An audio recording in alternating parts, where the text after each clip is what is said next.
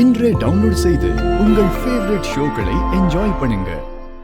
அயலி, இது என்னோட பிளான் தான்.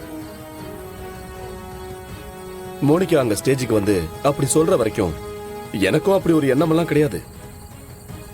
ஏன், நானே கூட அதுக்கப்புறம் அவளை ஏன் இப்படி பண்ணேன்னு சொல்லி நல்லா திட்டினேன். ஆனா அதுக்கு அவ இப்படி பண்ணாதான் இந்திராணிக்கு என்ன விட்டுறக்கூடாதுன்னு தோணும், அதனாலதான் இப்படி எல்லாம் பண்ணேன்னு அவ என்கிட்ட சொன்னா. எனக்கு என்னமோ அந்த ரீசன் கரெக்டா பட்டுச்சு. அதனாலதான் நானும் அதை அப்படியே மெயின்டைன் பண்ணிட்டு இருக்கேன். பாப்போம், இது நினைச்சாவது இந்திராணி மனசு மாறி என்னை ஏத்துப்பாளான்னு. உங்க பிளான் எல்லாம் ஓகே தான், ஆனா அத மோனிகா சொன்னான்னு சொன்னீங்க பாருங்க, அங்கதான் கொஞ்சம் இடிக்குது.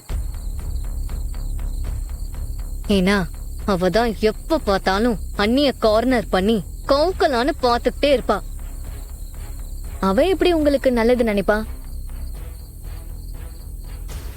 நீங்களும் இவ்ளோ தெரிஞ்சிருந்தோம் அவளை போய் நம்புறீங்களே. எனக்கும் அந்த டவுட் இருக்கு. இதுல ஒரு நல்ல விஷயம் இருக்குன்னு தான் நான் பெருசா எதையுமே காட்டிக்கல. மத்தபடி என்ன மீறி மோனிகா இந்த கல்யாண விஷயத்துல எதுவுமே பண்ண முடியாது. நல்லதே நடக்கும்னு நம்புவோம். மாம்சு, பார்த்து நீங்க அந்த மோனிகா கிட்ட கொஞ்சம் ஜாக்கிரதையாவே இருங்க. சரி, டைம் ஆச்சு, நான் கிளம்புறேன். நம்ம அப்புறம் பார்க்கலாம். வரேன்.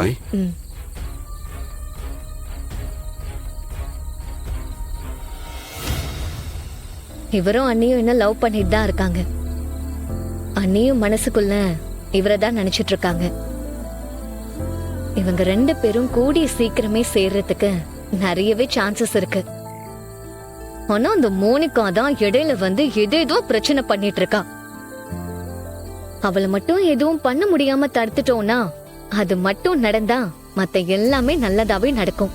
சரி, யாரு மனசுல என்ன நினைச்சாலும் உன்னால பார்த்து அதை கண்டுபிடிச்சு சொல்லிட முடியுமா? ஓ, சொல்லிடுவனே. அப்போ என்ன பார்த்து இப்ப நான் என்ன நினைக்கிறேன்னு சொல்லு பாப்போம்.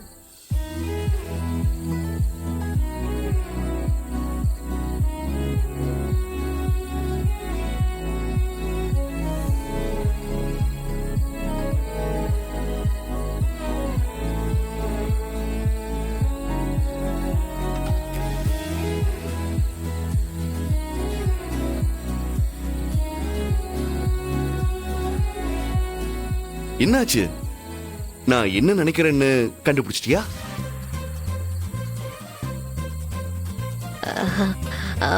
அது நீங்க ரொம்ப பசிக்குது, சீக்கிரமா சாப்பிட போலான்னு நினைக்கிறீங்க, அதானே? வாங்க போலாம்.